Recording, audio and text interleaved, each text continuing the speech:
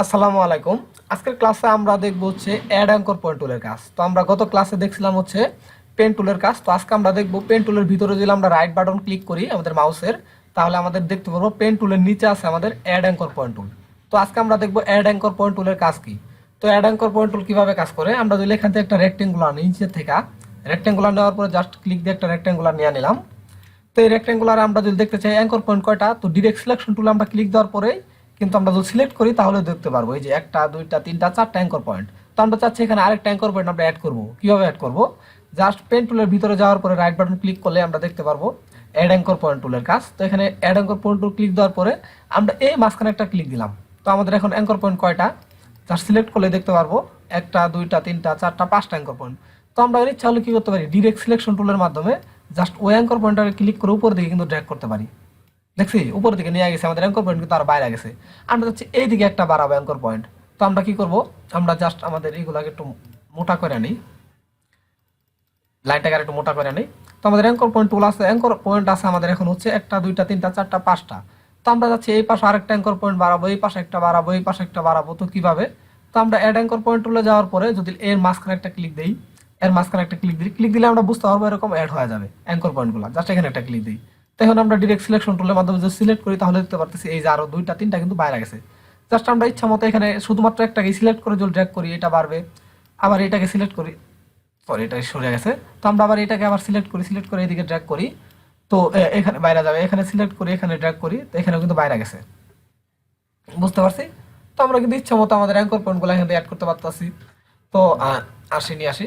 তো আমরা যে কোনো লাইনে বা যে কোনো পাতে আমরা কি করতে পারি, শেপে অ্যাঙ্কর পয়েন্টগুলো নিতে পারি। তো আমরা এটা ডিলিট করে দিই, এটা আমাদের দরকার নাই।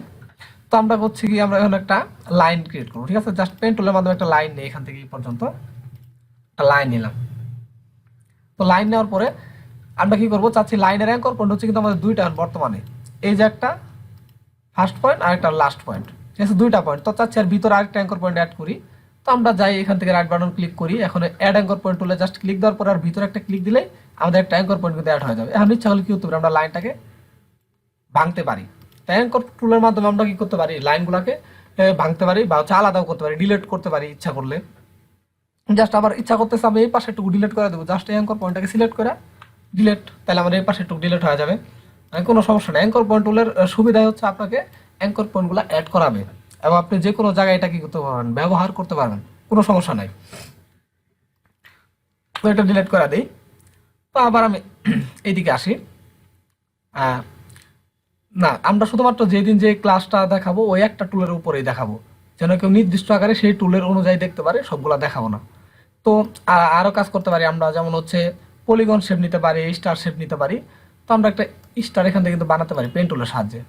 জাস্ট এদিকে আমরা এটাকে এখানে একটা ক্লিক দিলাম, এখানে একটা ক্লিক দিলাম, এখানে একটা ক্লিক দিই, এখানে একটা ক্লিক দিই, এখানে একটা ক্লিক, এখানে একটা ক্লিক। তো আমাদের কিন্তু একটা স্টার হয়ে গেছে, একটা স্টার কিন্তু আমাদের হয়ে গেছে। আমরা স্টারের ইচ্ছা করলে অ্যাঙ্কর পয়েন্ট বাড়াতে পারি যে কোনো জায়গায়। ধরি যে আমি এখানে একটা অ্যাঙ্কর পয়েন্ট বাড়াবো, এই জায়গায় একটা অ্যাঙ্কর পয়েন্ট বাড়াবো, এই জায়গায় একটা অ্যাঙ্কর পয়েন্ট বাড়াবো, এই জায়গায়, মানে প্রত্যেকটা জায়গায় আমি ইচ্ছা করলে কিন্তু অ্যাঙ্কর পয়েন্ট অ্যাড করতে পারতাছি। অ্যাড করার পাশাপাশি কি করতে পারতাছি, জাস্ট অ্যাঙ্কর পয়েন্টটাকে সিলেক্ট করে কিন্তু আমি লাইনটাকেও বাঁকাও করে দিতে পারতেছি। দেখি আমি কিন্তু বাঁকাও তো ইচ্ছা করলে ডিলিটও করতে পারতেছি। এই কোণাটাকে ডিলিট করবো বা এই কোণাটাকে ডিলিট করবো, সিলেক্ট করা ডিলিট চাপলে কিন্তু এটা ডিলিট হয়ে যাবে। এই কোণাটাকে ডিলিট করবো, সিলেক্ট করি, ডিলিট করে দিই। জাস্ট আমি ডিলিট করতে পারতেছি এবং কি অ্যাডও করতে পারতেছি।